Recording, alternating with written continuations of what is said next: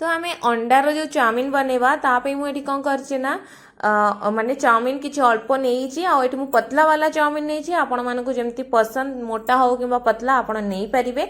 एठी मुझे कौन कर आगरू माने गरम पानी टे तेल आउ लुण पकईकी भल भाव में सिझेकिनी कौन कर ठंडा पानी धोईकी मुझे रखी नहीं पानी छाणिकी।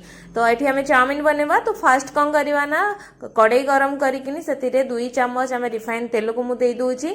तेल आमर गरम है मुझे रखी किसी पूरा पतला पतला काटिकी गाजर कैप्सिकम आउ किसी लंबा लंबा पियाज।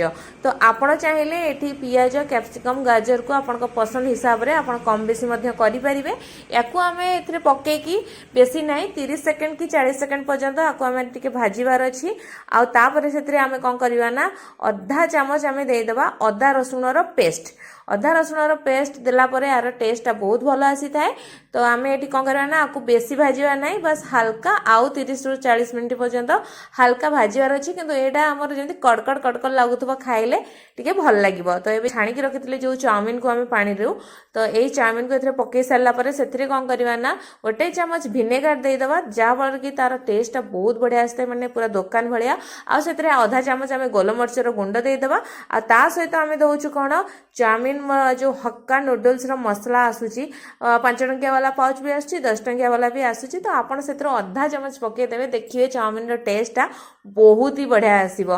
तो एवं मुझे लुण दे दूसरी स्वाद अनुसार तापर आपको आम भल भाव में गोले नवा याद किसी आम सस फस दबानी बस एमती ह्वाइटिश माने देखा जाऊथबो। आपको एटा आमर पूरा भाजी हो जाइए। तो एवं आम आपको काढ़ी नवा तापर आम कौन करवा ना जेहेतु आम अंडार रोल बनवा तो अंडार बनवाई तार पैन को बसई देकी से 2 चामच रिफाइन तेल को पकई गरम करवा। तो गरम हवा भितर ये कौन करुच्ची ना ये 2टी अंडा को मुझे आगुरी फटई नहीं से कौन करवा ना आम स्वाद अनुसार लुण को पकई नवा।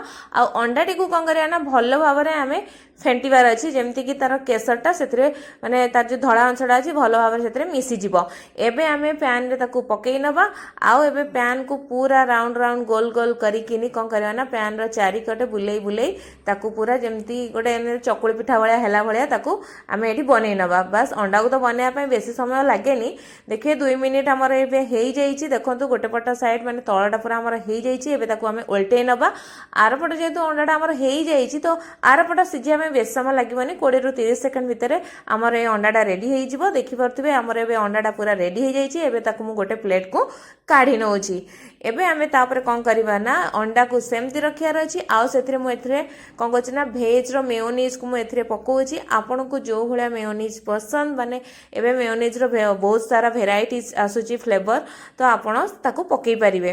तो तापर मुझे कौन कर hot and sweet tomato ketchup जो अच्छी आमर टे खटा खटा आउ टे राग राग लगुव टे मीठा मीठा लगुव से सस को मुझे पकाऊँगी।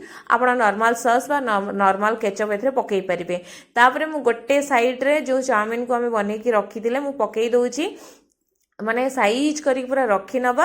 एबे मु भल भाव रखी नहीं आपन चाहिए आ ऊपर आउ टिके पियाज कंचा पियाज मध्य देई परिबे।